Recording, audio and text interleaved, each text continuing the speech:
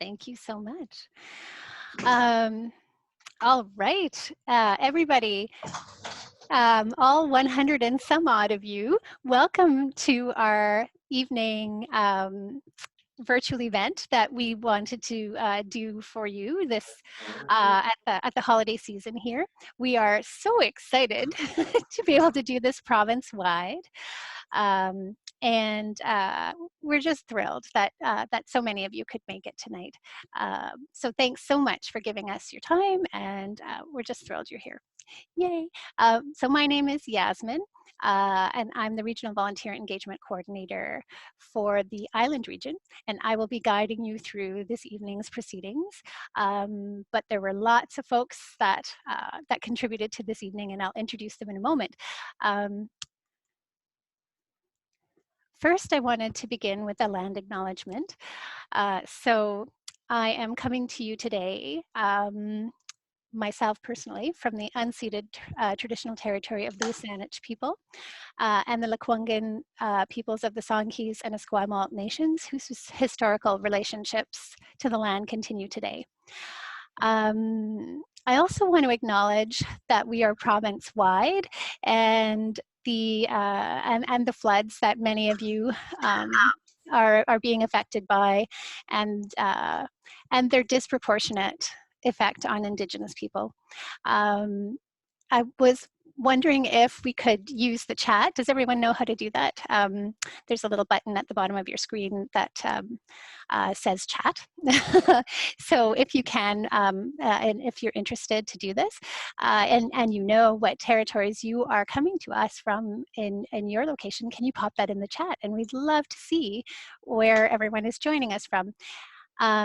If you don't know, Anjali is going to pop in a website into the chat as well, www.native-land.ca.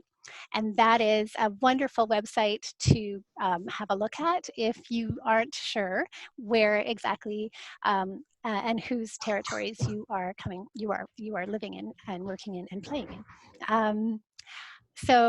I see the chat lighting up. That's wonderful.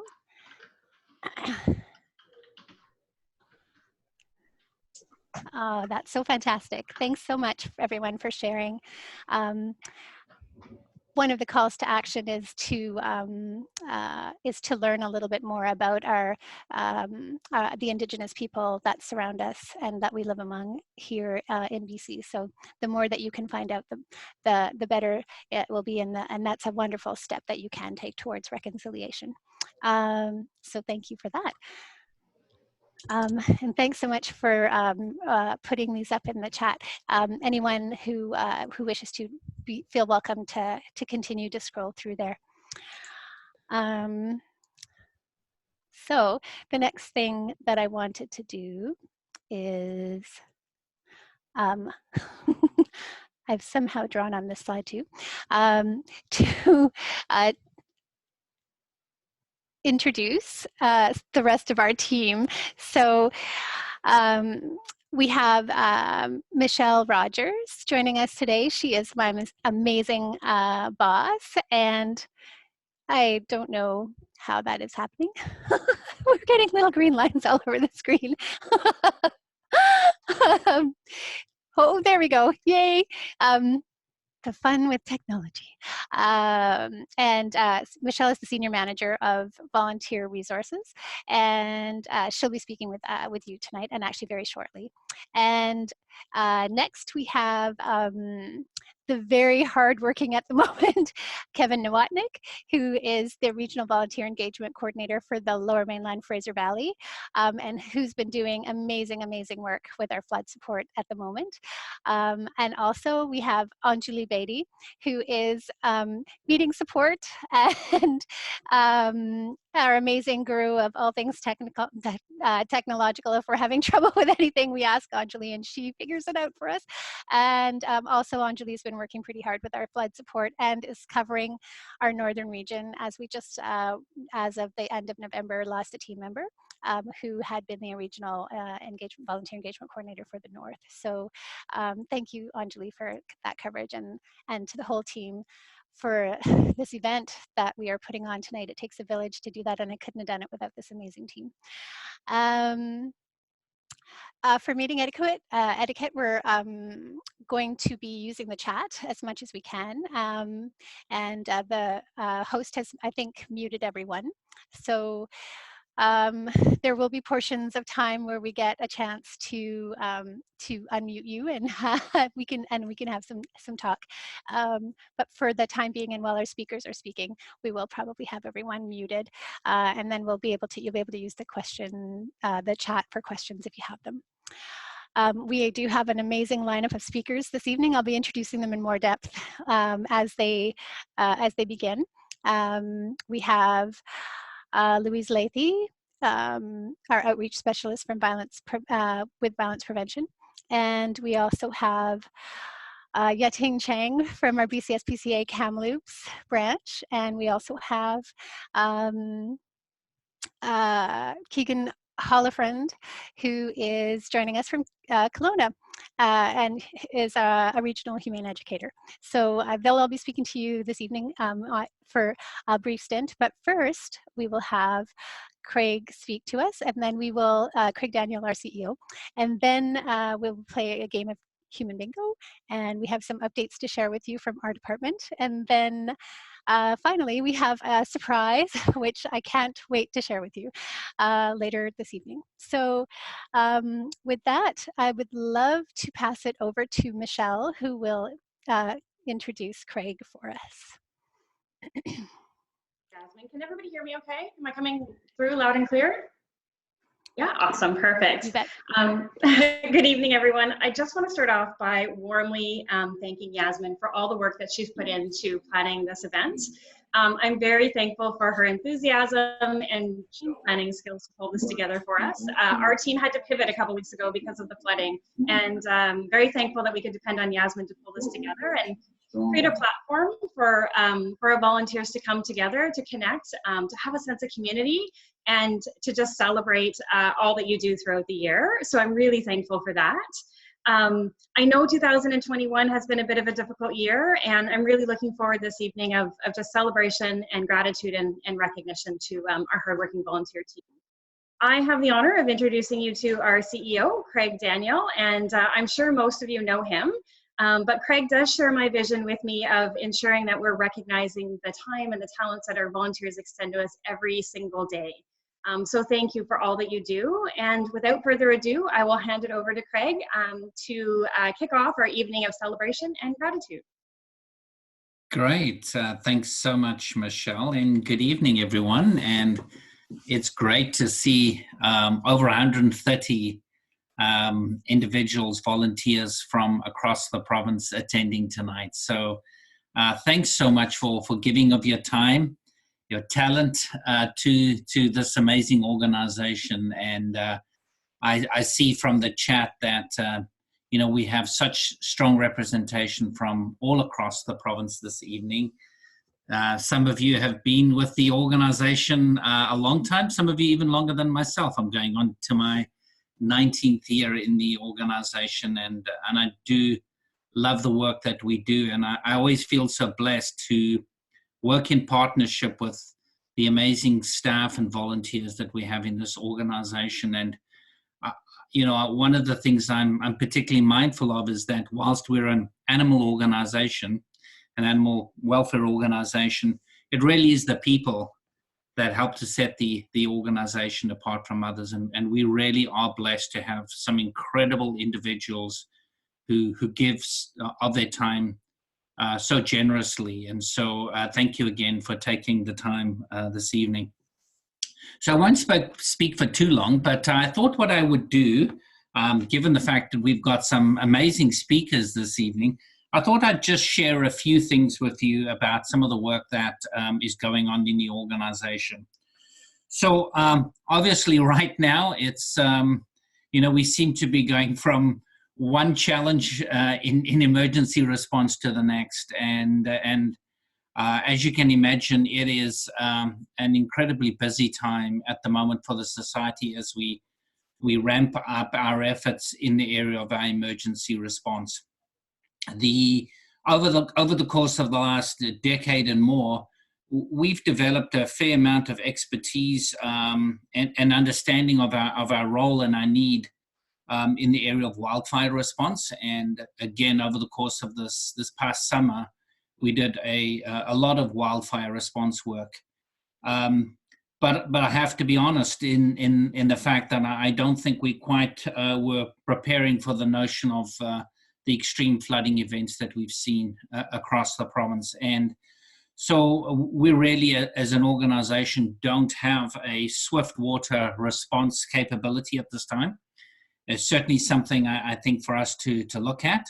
But nevertheless, despite the fact that, we're not actively in the field itself, we, through our staff and our volunteers, are doing a lot of work to provide support to individuals who've been forced out of their homes as a result of the flooding. And so I won't bother with the stats, but the response from our team has been truly fantastic, whether it be individuals who've taken on foster animals. Our foster network truly has made such a difference. We've had to evacuate 2 of our shelters, both Abbotsford and Chilliwack. And just having an amazing foster network has allowed us to continue our operations almost unaffected. And it's truly incredible to see that foster program in place.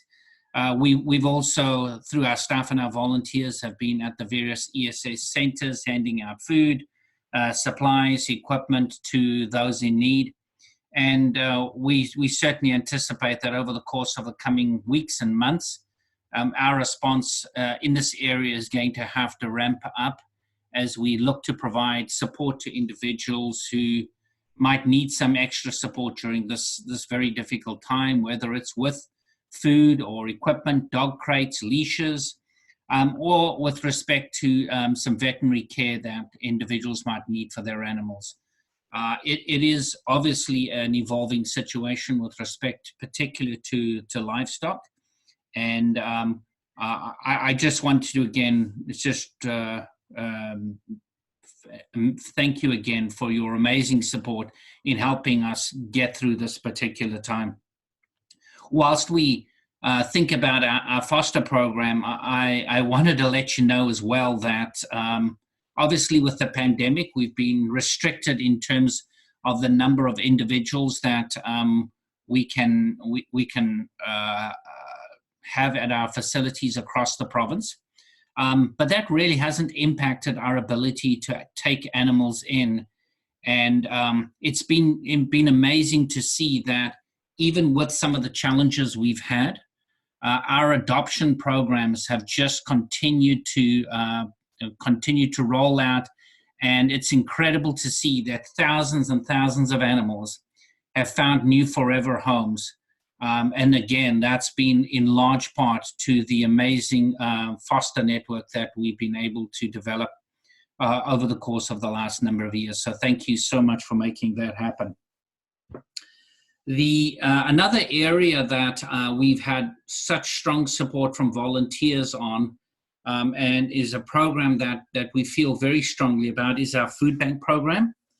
And I just wanted to let people know that over the course of this past year, we've actually been able to provide food for over 33,000 animals across the province. And it's a tremendous number. And again, that program really has been so strongly supported by our volunteers. So thank you for making that possible.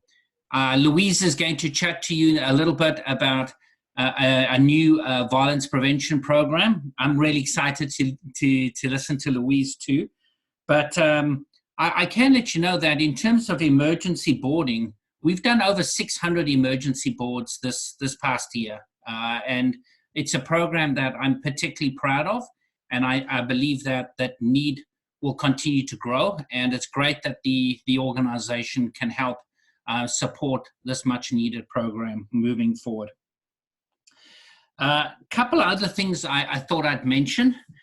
Thanks to the incredible support of our donors, supporters, volunteers who wrote to the government on numerous occasions, we've been able to, the provincial government has recently passed legislation that will essentially, whoops.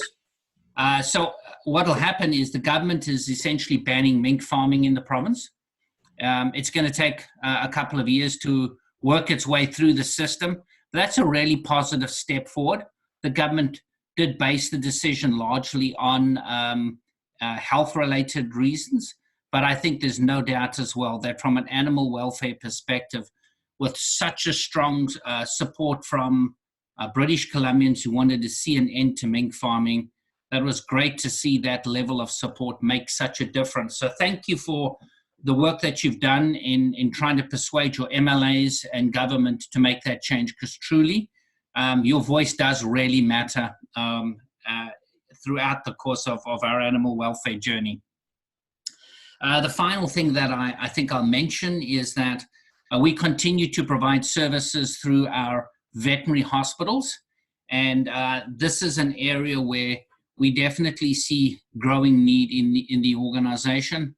I think many of you probably with your own pets are seeing that it's more and more difficult to find veterinarians who are able to take on additional work. There's an incredible veterinary shortage in the province at the moment. And one of the things that we're looking and having conversations with government on is to try and increase the number of veterinary students that are being graduated every year, because we really do need more veterinarians across the province, in particular in smaller rural communities in the province. So thank you to those of you that have joined our campaign to try and call on the government to provide additional support. So in conclusion then, I just wanted to thank you again for your incredible support and time that you give to the organization. Please continue to volunteer. Your support is needed now more than ever.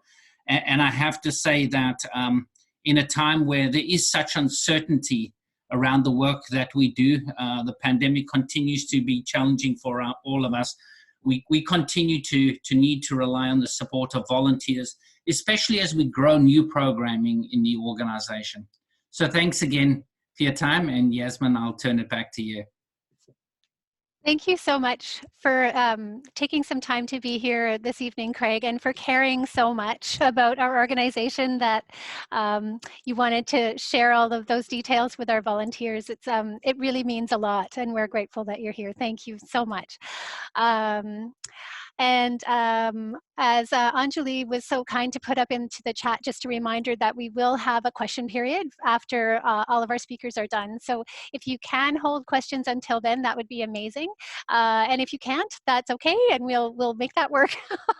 But there is the chat function, and you can pop questions in there, and we will keep an eye on that. So now I'd like to introduce our next speaker. So it's my pleasure to introduce Louise Lathy. She is an outreach specialist with violence prevention.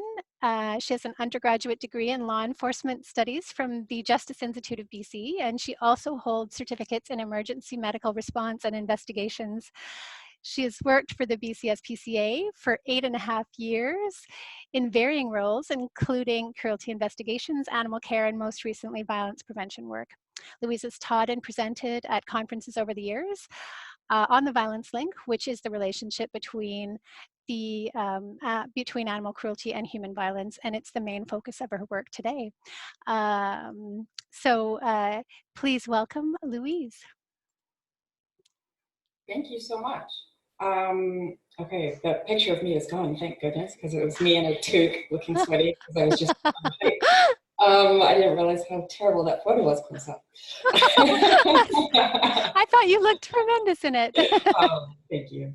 Okay, I have one slide, so I'm going to figure out if I can show it to you.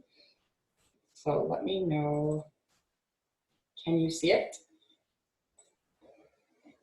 Oh, yes, looks good. Yes, yes, perfect. We are good. Fantastic. So I'm not going to do the PowerPoint full screen because every time I do that, it completely screws up because I have 2 monitors. So if you can see that, you can read that. That is all that matters. That's my lip.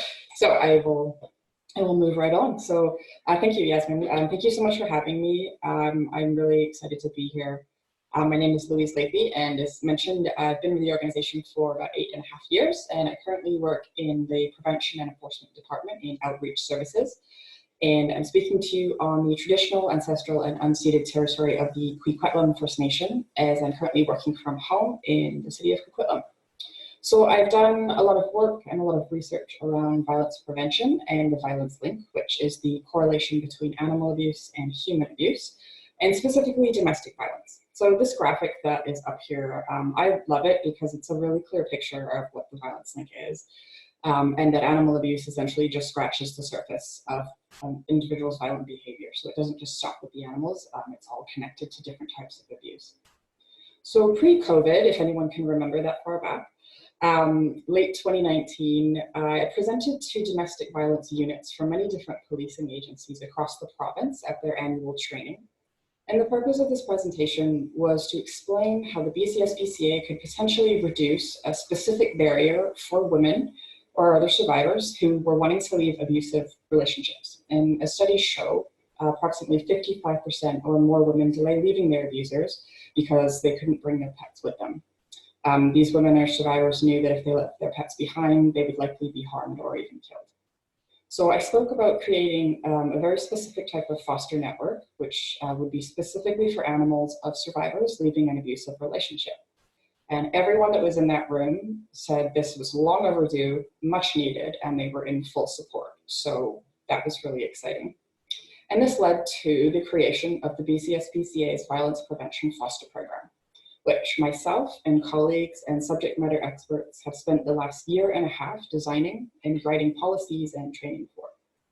So this program is starting out as a pilot project and has actually been launched as of November 22nd. And the pilot project is taking place on the North Shore in West Van and North Vancouver, and it'll be expanded across the province over the next 3 years. So the reason for the location of the North Shore is because there is an integrated domestic violence unit over there, which consists of the West Van Police, the North Van RCMP, and several other social service organizations who have a very well-established working relationship with each other. So we felt that this would give us the best chance of success with this program, as everybody worked so well together that we could kind of just slip the animal piece in there. So we did a recruitment drive. Many of you may have seen the job description, and we got some really great responses. The individuals chosen for this program underwent specialized mandatory training, which included an overview of domestic violence, confidentiality, privacy, and some dog and cat behavior information. And we are now waiting for our very first call. So I'm incredibly grateful to these fosters who've opened up their homes to animals and people in need and in potential danger. I truly, truly believe that this program has the potential to save lives, and not just animal lives, but human lives. And it couldn't be possible without the kindness of people like you who are volunteering your time to help other people. And while I have the floor, I also wanted to thank Kevin Nowotnik and Michelle Rogers for their tremendous support of this program and for being really patient with me on my bombardment of emails. Because I don't know how to use a lot of the volunteer programs that you folks use, so they helped me out a lot. So I'm just really thankful to all of you, and I'm happy to answer any questions about the program. I know that questions are supposed to be at the end, so hold them until then, but anything you want to know, please just fire away, and I'm happy to answer them. Back to you, Yasmin. Thank you so much, Louise. That was illuminating, and I do hope that there will be some questions for you. I'm not seeing any just at this moment. Oh, compliments though. Thank you, Barry. That's lovely.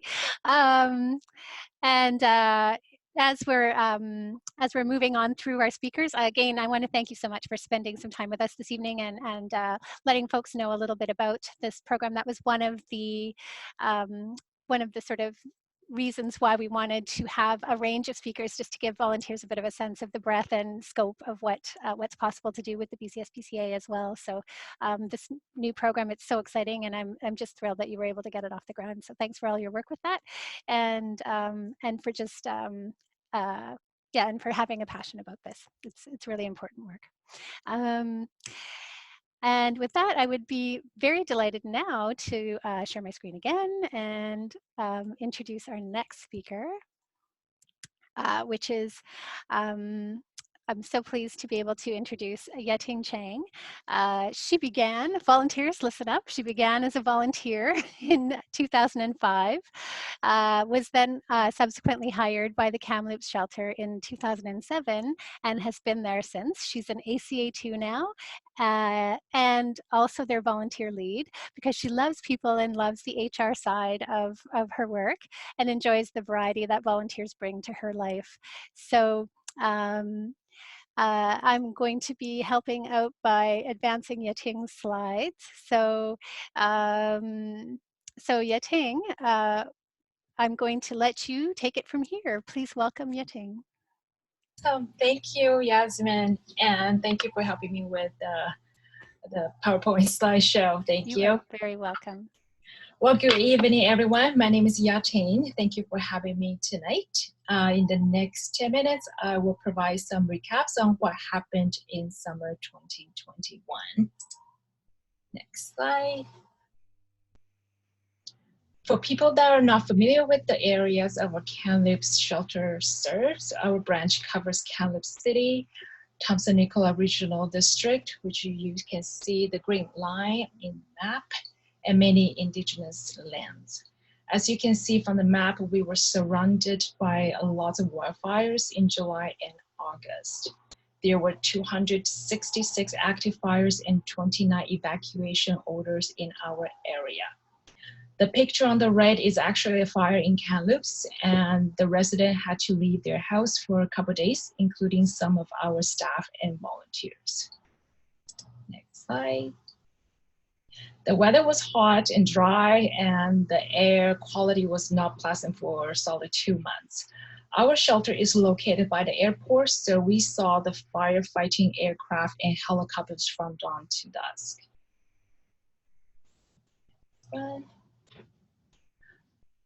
The Lytton fire started on June 30th, and on July 2nd, Kamloops SPCA quickly partnered up with the emergency support services and provided services to evacuees.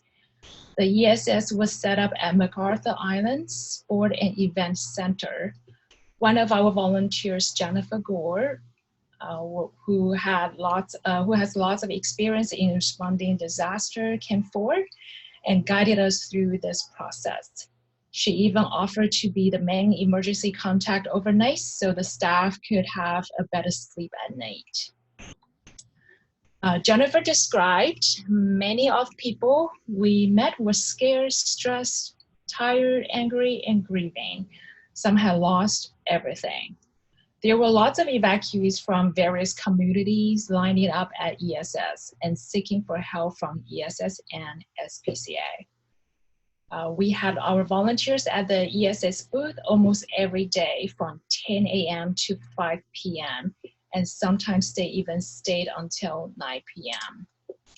Evacuees would visit our booth and they would either share their stories or ask for some information, for example, emergency boarding or how to access back care in Kamloops. These evacuees were from everywhere like Lytton, Mountain Lake, Logan Lake, Savannah, and Cache Creek area. Evacuees were very appreciative and so happy that SPCA was there for them when they needed us the most. When evacuee requested emergency boarding, we would provide housing, basic animal care, including feeding, vet treatment, and medical care if needed. We took in cats, kittens, dogs, puppies, small animals, birds, and fish. After the second week, as the fires grew larger and larger, we quickly realized that we needed to set up a second location, which is our Animal Evacuation Center. We call AEC for short. The SPCA Provincial Office worked with our local community and found the AEC location. With our volunteers' help, we set up the site within just 2 days. This picture, this is our reception area at AEC. We had SPCA disaster response volunteers travel from everywhere in BC, and some volunteers helped and performed reception duties at the shelter and AEC.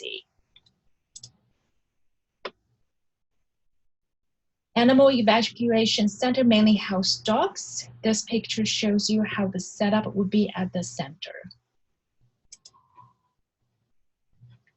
We have animal care volunteers for both the shelter and AEC from 8 a.m. to 5 p.m., various shifts. Their duties include cat kennel cleaning, cat TLC and socialization, dog walking, and dog kennel cleaning. We appreciate all the volunteers who provided evacuee animals extra compassion and attention. This picture, oh, the last one, sorry. On the left, Liz is our regular cat kennel cleaning volunteers at the shelter. During the fire season, she took on extra shifts so the staff can focus more on the animal medical care. And on the right, that's the volunteer at the evac center. We have volunteers working tirelessly at the center, providing love and care. After a few weeks of craziness, unfortunately, we had a dog kennel cough outbreak for both locations. Due to this highly contagious respiratory disease, our staff and volunteers had to follow the protocol and wear level 3 PPE in the heat dome. And those pictures shows you as those suits are cause like really, really hot. Make you sweat.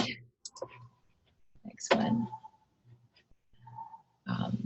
During the wildfire season, we have more than usual foot traffic in the buildings. So in order to keep everyone healthy and safe from COVID, we have volunteers doing general cleaning and sanitization.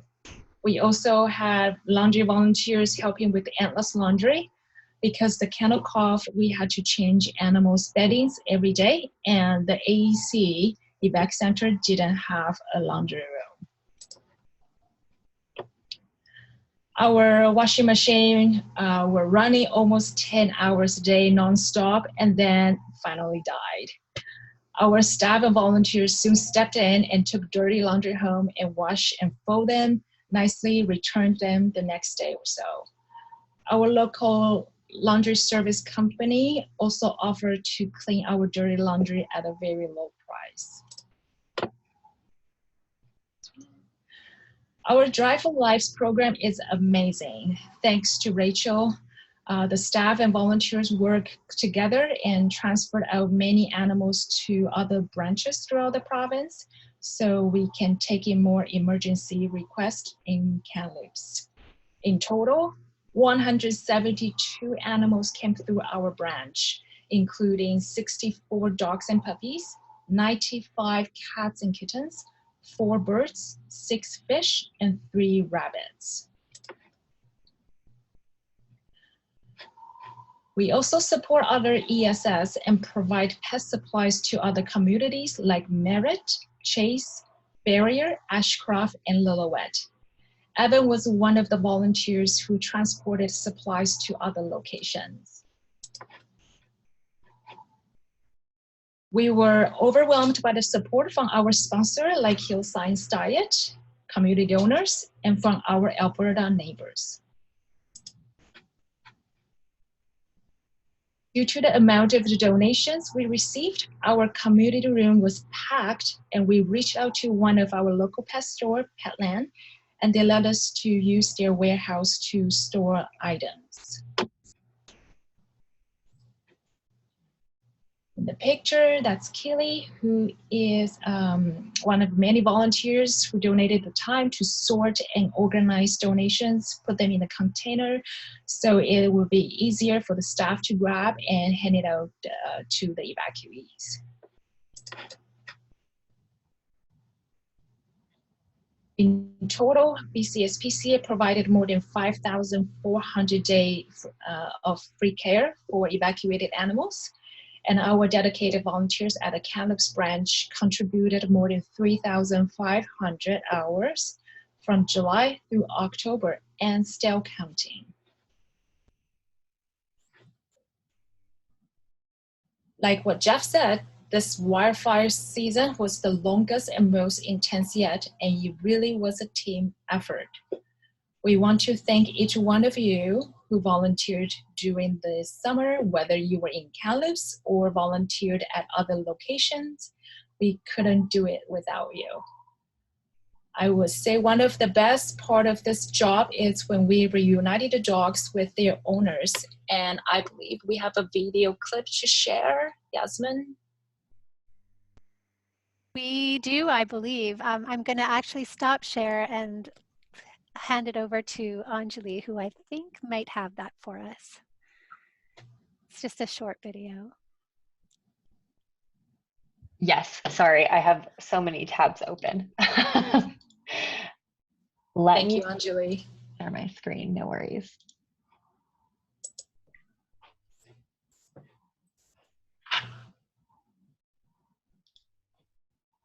Okay.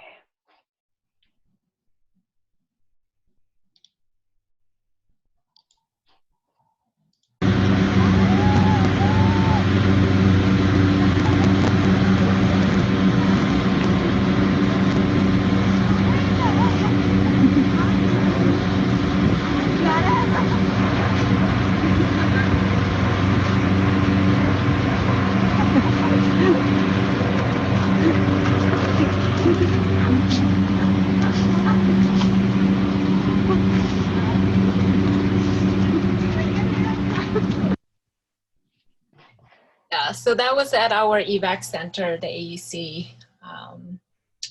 Yeah, so thank you for all you do for the animals. Special thanks to the staff and volunteers who were evacuated and still came in to work and volunteer. And for all the volunteers, if you are interested in joining the disaster response team in your area, please contact your regional volunteer engagement coordinator or your branch volunteer lead. And if you have any questions about this presentation, please feel free to contact me directly. Thank you very much, everybody, for having me tonight. Thank you ever so much, Yeting, for sharing your story and just that important accounting of all that happened during our emergency response. I'm sure we're going through some very similar things right now with the flooding, and it is so it's I think wonderful for our volunteers to see how they were involved and how many things that they could do to help and did do to help in you know, such a dire circumstance. So yeah, thank you so much for bringing that to light and really showing us what it was like for if we weren't able to be there, and for all of your amazing work too, Yeting. Thank you, everybody. Okay. So with that, I'm going to introduce our next speaker, who I am so excited to tell you about as soon as I'm able to share my screen, which I'll do in a second. Okay, here we go. So our next wonderful speaker for the evening is Keegan Hullafriend, who is a regional humane educator with the BC SPCA. She's worked with students from kindergarten to grade 8 with a wide range of learning abilities.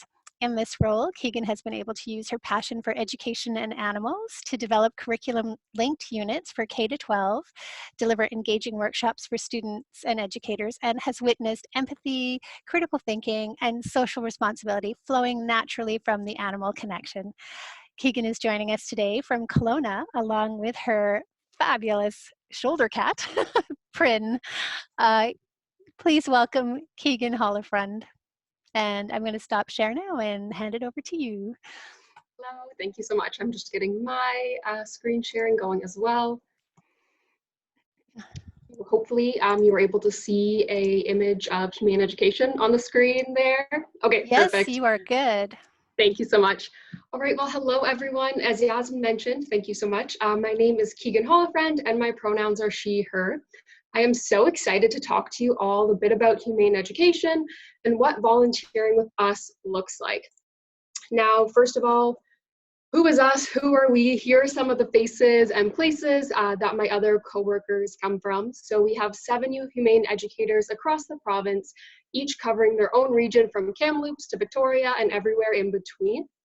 However, humane education volunteers help us to reach more kids and in more effective ways.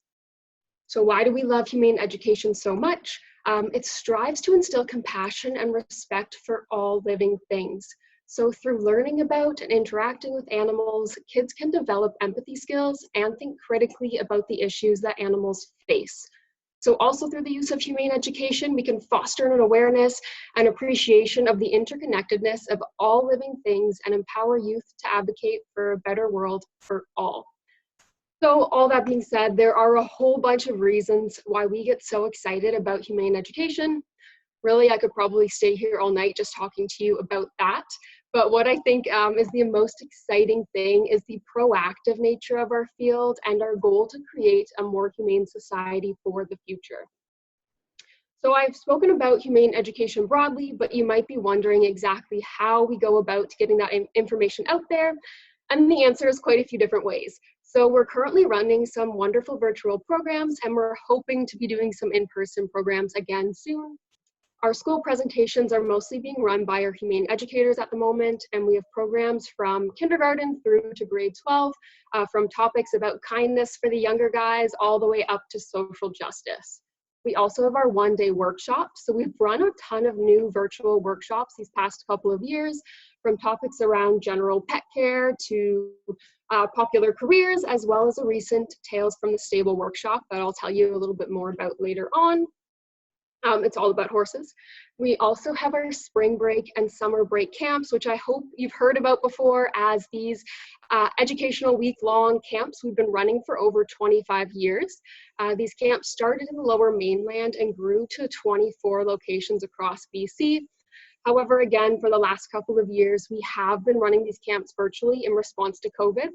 But it's been pretty neat because not only have we been able to reach kids all across the province, we've also reached kids in the Northwest Territories, and earlier this week I actually got to connect with a student from Japan. So it's been a really neat opportunity, yeah. The other couple of in-person programs we had were our teacher workshops, where we're essentially explaining our programs and their benefits, as well as their co-curricular connections to teachers, and our community events, which we are excited to get back to these sort of informational booths at events to spread the word about humane education soon. So you might still be wondering, even though I've talked for a couple minutes already, where a humane education volunteer fits in. So in general, the kind of person that will enjoy working with us would have an interest in educating, working with, or being a positive role model for youth. If that does pique your interest, you may be able to work with us in one of a few different capacities. So the three roles that we have are a guest speaker, a classroom activity reviewer, and our program ambassador. For each role that a volunteer applies for, they'll have to meet with a regional humane educator to assess the suitability of the programs. But please also note, for each role in humane education, in person especially, we do require a clean criminal record check, just as you're going to be working directly with youth. So for guest speaker, if you're interested in working with us as a guest speaker, I might actually be one of the humane educators you would connect with. Our virtual guest speakers help us by delivering sessions to youth on an as-needed basis at one of our camps or workshops. So someone who might be a good fit for this role is an expert in their usually animal-related field, who enjoys either talking about their job to youth or teaching them something about their job. For instance, we've had beekeepers come in and teach our students about the importance of bees' role in a balanced ecosystem. We've also had vets come in and talk to us about their profession or about the schooling they did to get there in one of our careers workshops. So there's lots of different opportunities in that sense. If you're interested in being a classroom activity reviewer, we do need you to be a BC certified teacher, as we would have you test our new lesson plans in a classroom setting to give us feedback on how they work.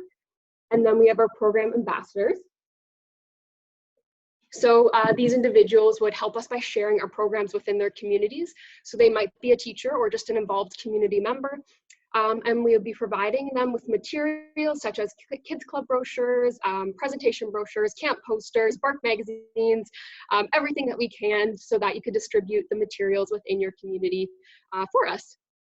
So I wanted to give you a bit more of a glimpse into what these roles look like in action. So I mentioned that Tales from the Stable virtual workshop. This is a snapshot of our guest speaker, Amelia, and her horse, Pandora. She came and spoke to us about how she gives her horse the 5 freedoms, as well as helped us field those specific horse-related questions. So it was a ton of fun. We also had a very special guest speaker join us lots this summer. This is Ophelia here, and a very special guest speaker with her, Lanny, who I think is here today. Hello. And also a couple throwbacks to our in-person stuff. So we had a guest speaker with a group of our campers here. Pictured here again is another in-person workshop where we had some one of our program ambassadors talking about our programs at a community event. And then you may have guessed already down here at the bottom is an example of one of our one of our school presentations, but again, it's not in person yet. This is a recent virtual presentation as well. So we are truly hopeful that we will run in-person camps this summer. So we'll definitely be looking for local guest speakers for all sorts of different animal-related topics. However, if you were to search in for humane education opportunities on Better Impact at the moment, you won't find any, but don't be alarmed. When we are actively looking to fill a position, we'll send an email either directly to the volunteers from that community that we're looking for support in, or we will send a provincial one out if we're looking for a remote position, so don't worry. But that being said, if you do have an interest in working with us right now through one of these roles, or you have an interest in something else that you'd like to connect with us with, please don't hesitate to send us an email to education@spca.bc.ca, and we would be happy to chat with you. So thank you all for everything you already do for the BC SPCA and the animals, and for helping us to create a more humane society. That is the end of my talk. I don't know if we even have time left for questions, but I will stop sharing. I see that the chat has had a few things, but I haven't been paying attention. Yeah, I didn't see any questions come up, Okay. Keegan, but thank you so much. Well, there might be some though at this point, but thank you so much for that. Your huge smile and just giving us a lovely overview of what volunteers can do with humane education and what possibilities are there, and all of the wonderful things that your department does to get the word out and start those animal welfare folks young and getting harnessing all that passion. So that's just fantastic. Oh, lots of compliments. Yay, I'm loving it. So I'm just going to do a quick share screen because it is just the cutest. But it's now time for some questions.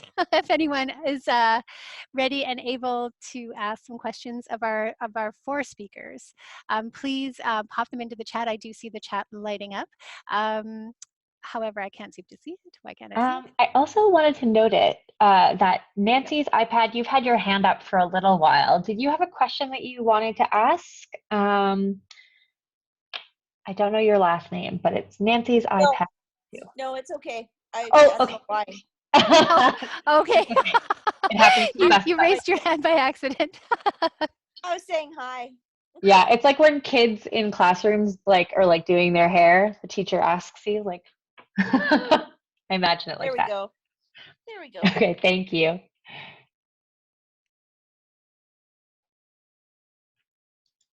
Julie, I'm not seeing a lot of questions there. I do thank our speakers so much for hanging out until we were all through with everyone's portions of the evening. One last call for questions. Anybody? You can unmute yourself as well if that's easier. I have one from one of my amazing foster parents in the East Kootenay, Okay. Martha, who currently has Scott Dynamite Joy, the rabbit.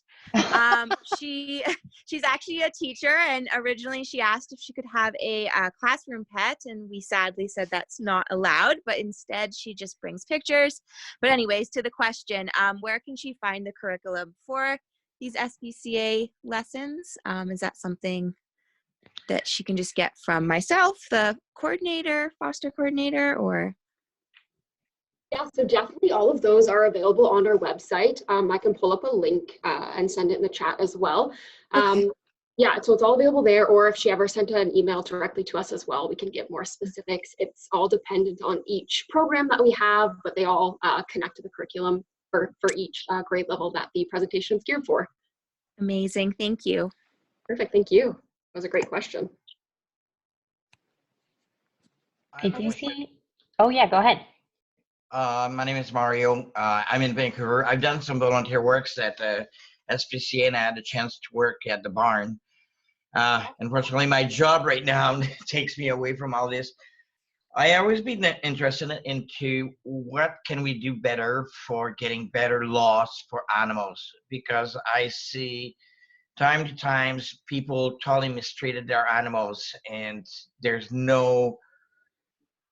a call, you can call numbers, but sometimes it takes forever to get somebody dispatched. But to protect the animals that are in distress and that we see, I don't see any laws, or I cannot find any law, or is there anybody working on this kind of law? Yasmin, do you want me to take that? I was wondering if you might, Craig. Thank you. Sure. Thank you, Mario, for your question, and thank you for your work at the barn.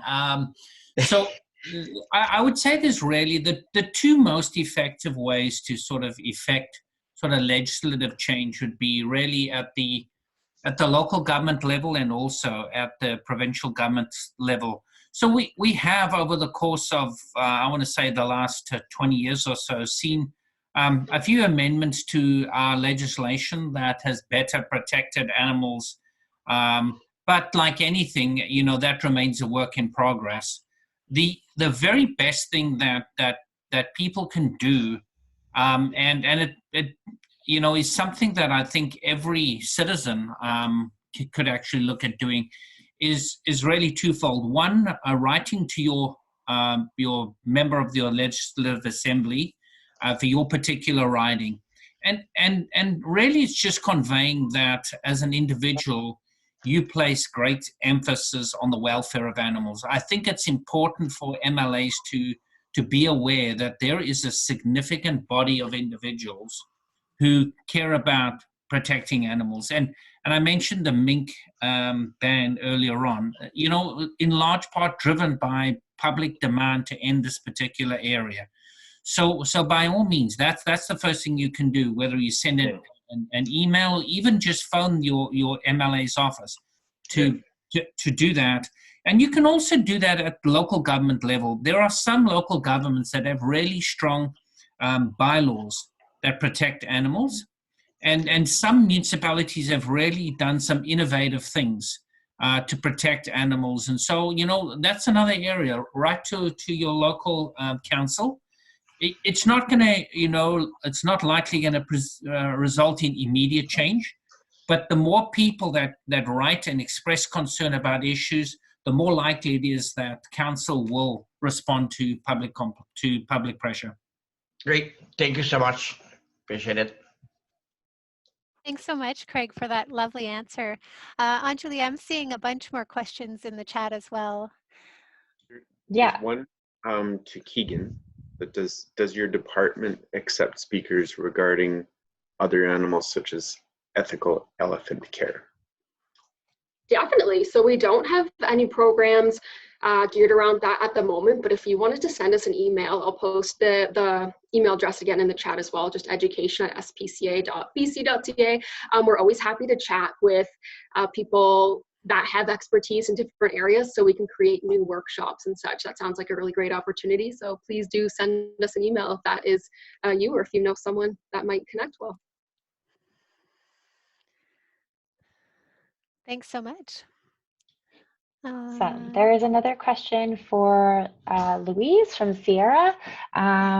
She thought she'd ask anyways. She's not sure if it's answerable, but she was in school to become a social worker, and as they often deal with people from abusive situations, she's wondering how to get involved in helping people fleeing from those situations who have animals, specifically domestic abuse. And she was wondering if you had any suggestions for that. Awesome. Thank you for your question, Sierra. And first of all, thank you for becoming a social worker. That is a really challenging profession, and I commend social workers. They work very hard. If I'm understanding your question, if you want to work specifically in the field of domestic violence, My advice to you would be to find an organization in your community that handles that type of work. So whether that is community-based victim services, a transition house that has social workers on staff, that kind of thing. I'm more than happy to provide you with some organizations. If you want to send me an email, let me know what your community, where you live, and I'll do what I can to connect you. But it's my understanding that social workers specialize in specific areas. So if that's an area you're interested in, see if your program has any type of specific training in that area, any type of elective program. But yeah, I'm happy to do what I can to help, because I think that's really cool that you want to get involved. And good luck with your program.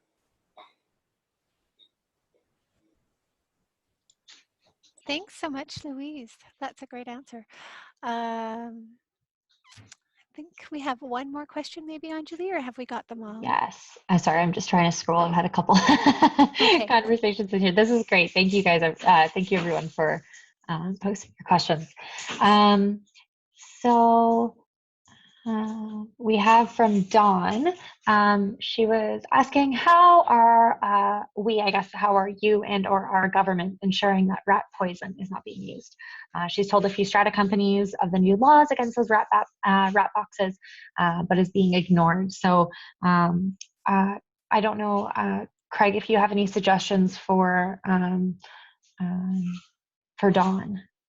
My best suggestion right now is if you could send us particulars of the specific situation that you've run into, and you can send it to me directly by email. So it's my initial C, last name Daniel, DANIELL, at spca.bc.ca.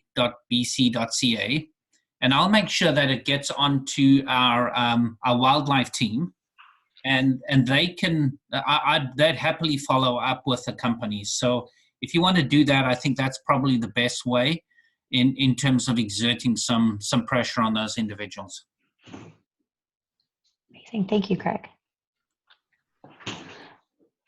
I don't see any more questions, but if I'm missing something, definitely feel free to speak up. I know we also have a couple of exciting things on the way, so I'll let Yasmin take the lead on that. Okay. Well, actually, there's a big behind the scenes piece that you're up for, Anjali. So I'm looking forward to this as well. Okay, so I'm going to do another share screen and introduce our game for the evening. If you are a speaker and you're needing to roll, by all means, you may do so now. Thank you so much for sticking around for our question period. And if you would like to stick around for Human Bingo, I do encourage you. I think it's going to be an awesome debacle.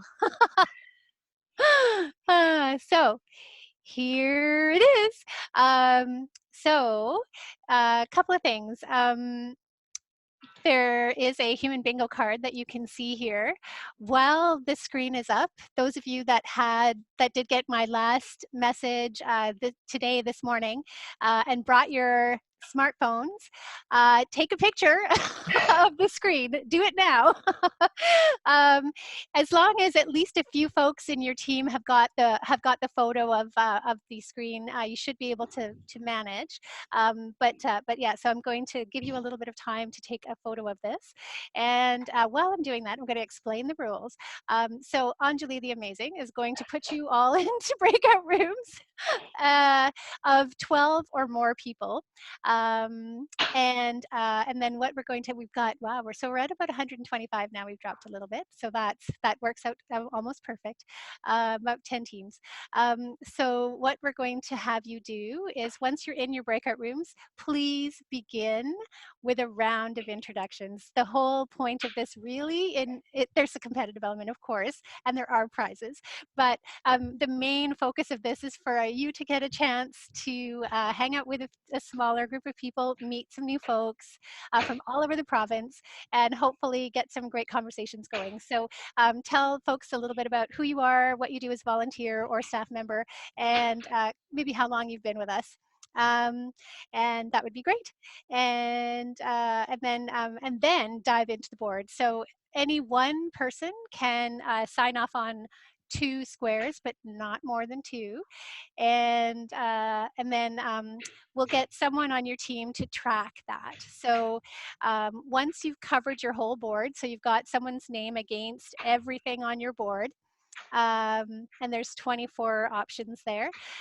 Then we're going to get you to simultaneously as a team leave your breakout room together. There's a little leave breakout room button that you'll be able to find on your screen, and then head back to the main room. So I'm going to be hanging out there and waiting to see who comes back first, because the first team that makes it back to our main room wins. And we do have some lovely prizes. We have, I believe, choice. We had a little bit of a run on stock due to Black Friday and Cyber Monday in our SPCA store. So you may be able to choose from an SPCA calendar or the new kids book that we have available in our store as well. So whichever one of those things that you want, but one of the folks, everyone who's a member of your team will get one or the other of those things, and we'll be mailing those out when we have them. So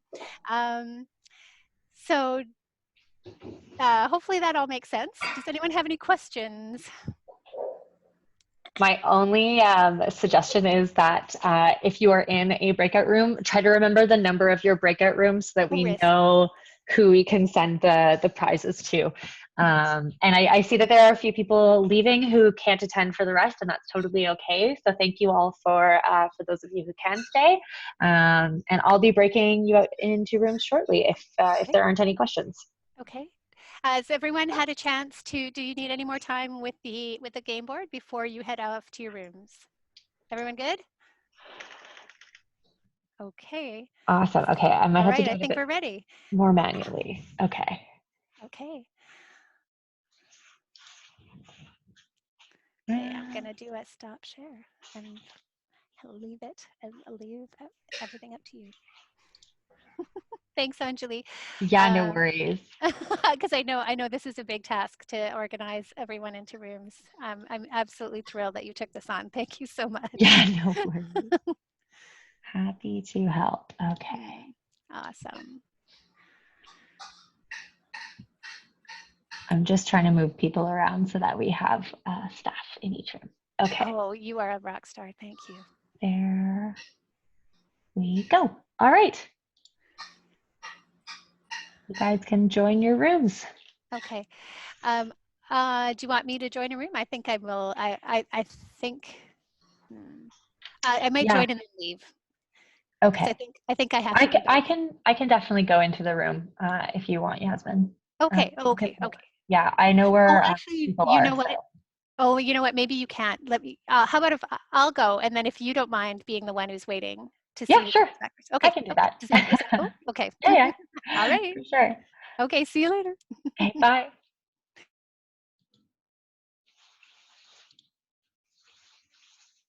All right. Is anybody having trouble joining the rooms that needs any help?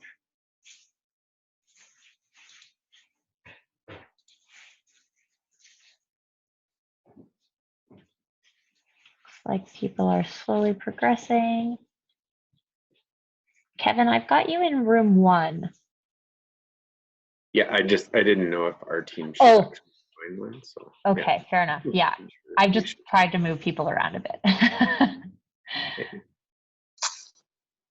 Sorry, I answered that one or posed that one question because it ended up being quite far back. I didn't know if you had. No, yeah, that's totally okay. There were a few and then some lovely comments as well. So I was getting a little, just a little confused with everything. Yeah, it popped up quite well. Awesome. Linda and Dorothy, have you had a chance to join your rooms yet? Do you need help? Maybe they're away from the computer at the moment or something. Oh, possibly. Okay.